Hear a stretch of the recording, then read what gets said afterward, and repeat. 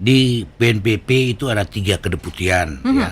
Deputi yang menangani masalah batas wilayah, itu Deputi 1, Pak Dr. Robert Pak Robert. Simbolon. Kemudian Deputi 2 tentang bagaimana semua ada potensi yang ada di perbatasan itu dibangun, dibuat apa? Ya. Jadi ada sekecil apapun potensi itu di-up-kan, itu tugasnya seorang Deputi 2.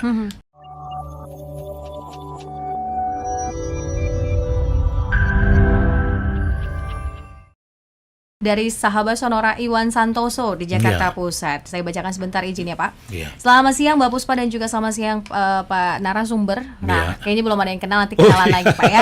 Dengan Pak Jeffrey Apoli Rahawarin Iya. ini sahabat Sonora, Pak Jeffrey. Yang dimana dari Pak Iwan mengatakan ini salut sama pemerintahan Jokowi Ma'ruf Amin dengan pembangunan di mana dibangun, mudah-mudahan nih beliau panjang umur bisa melanjutkan tugas-tugas kenegaraan dengan baik. Wah, ini Iya, itu testimoni doa. dari sahabat Doa Sonora. dan harapan dari masyarakat yang begitu murni dari hati, lubuk hati yang paling dalam mendoakan pimpinan. Saya pikir kita dalam beragama pun tahu itu. Doa itu adalah doa tulus yang Ya. kepada pimpinannya. Kita perlu terima kasih Mbak Pak Iwan. Makasih Pak Iwan ya telah memberikan doa dan harapan buat kita semua pemerintahan yang terutama tadi Pak Jokowi dan Pak Ma'ruf Amin tadi. Karena Terima baru kasih. Pak Jokowi dan Pak Ma'ruf Amin yang Iya. perhatian sekali dengan Iya, perbatasan iya, ya Pak iya. Jeffrey ya. Memang pada saat awal pembentukan tadi itu BNPB ini itu sudah zaman Pak SBY. Nah, Pak SBY bagus, kemudian ditingkatkan lagi oleh Pak Jokowi. Yang saya bilang tadi awal pembentukan BNPB karena tadi kita mempelajari hilangnya Pulau-pulau Sipadan ya. dan Ligitan tadi. Itulah cikal bakal sebetulnya sejatinya kita bentuk BNPB itu zaman Pak SBY, tapi betul-betul ditindaklanjuti, diteruskan semua pemimpin bagus ya.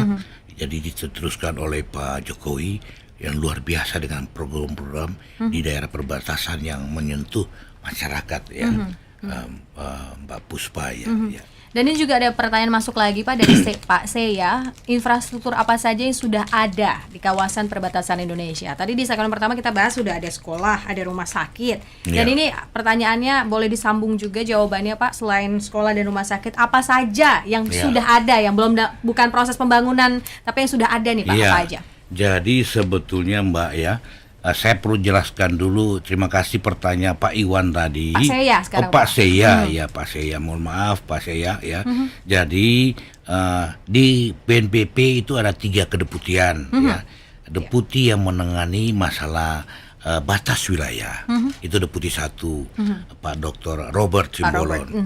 Kemudian Deputi 2 tentang bagaimana semua ada potensi yang ada di perbatasan itu dibangun, dibuat apa? Ya. Jadi ada sekecil apapun potensi itu di-up-kan, itu tugasnya seorang Deputi 2. Kebetulan dijabat, jadi di sana tuh ada dari PNS-nya, ada dari polisi, itu dijabat oleh Pak Deputi 2, Pak Irjen Pol Komjen ya, Komjen Polisi Paulus Waterpau yang sekarang kebetulan lagi jadi PJ di Papua Barat. Sedangkan menjawab tadi saya diamanahkan untuk menangani masalah infrastruktur. Ya. Di bawah saya ini Mbak Puspa ada 3 asisten deputi. Itu asisten deputi fisik yang dia connect masalah konektivitas. Ya. Sedangkan yang kedua adalah asisten deputi ekokesra, ya ekonomi dan kesehatan rakyat. Dia connect kepada hal-hal yang menyangkut masalah pelayanan sosial dasar. Maaf Mbak Puspa.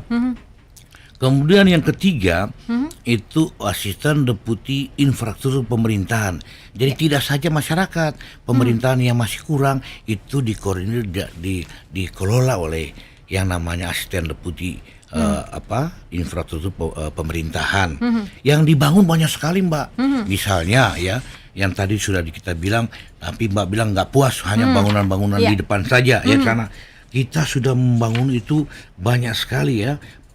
Contohnya ya Mbak, itu jalan strategis nasional pemerintahan Jokowi pada saat ini itu sudah 219 Saya katakan ini Mbak baru pada 2020-2022, Ya. 2023 baru berjalan. Oh, oke. Tapi kalau RPJMN 2014-2019 ini lebih banyak lagi. Oke. Yang ini baru saya katakan. Jadi kalau ada bertanya kok baru segitu ya? Iya, oke. Ini di Kalimantan saja itu 231 kilometer. Oke. Jalan strategis nasional di NTT itu 139 kilometer dan di Papua sekitar 100-an lah, 71 lebih itu di sana. Ya. Itu baru jalan strategis nasional. Ada juga yang Mbak Puspa bilang tadi yang penghubung, namanya jalan strategis desa. Ya. Jadi kita juga bangun. Itu kurang lebih dari 2020 ke 2022 itu 76 kilometer. 76 karena memang pulau-pulau kecil atau tempat-tempat terpencil yang kita bangun penyambung antara jalan strategis nasional ke jalan strategis desa.